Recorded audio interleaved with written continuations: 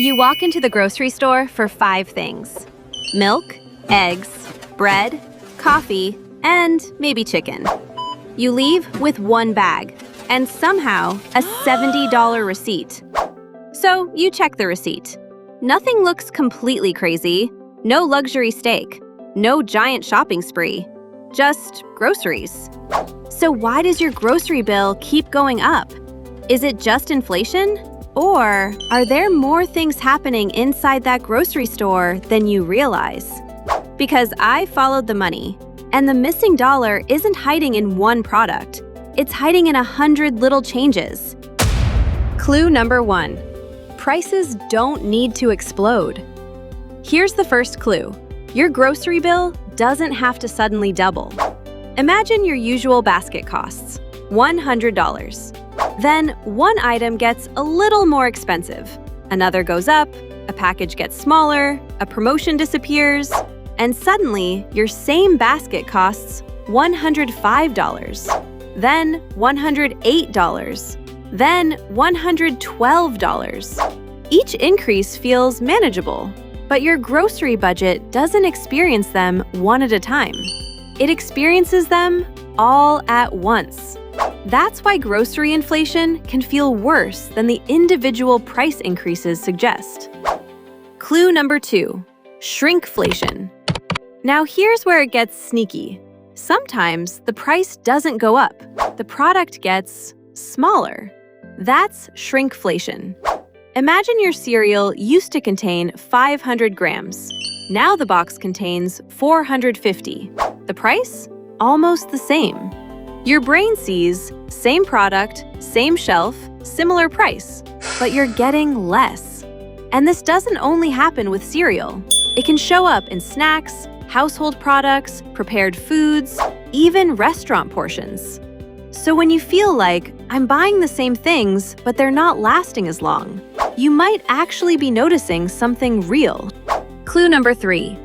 The store is designed to influence you. But here's where this gets even more interesting.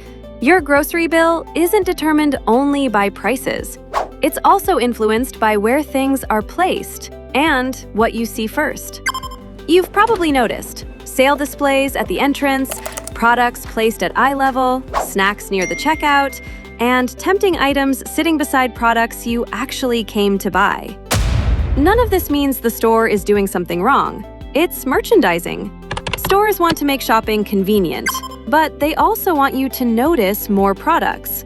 Because if you came in for 5 things and leave with 9, the store just made a bigger sale. And here's the psychological trick. You don't necessarily feel like you were persuaded. You feel like, oh, I might as well get this too.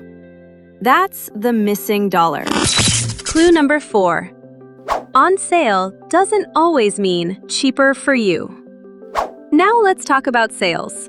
A sale can absolutely save you money. But there's a problem. We're often attracted to the word sale before we look at the actual price, or the unit price, or whether we even needed the product. Imagine something costs $5 and is discounted to $4. Great.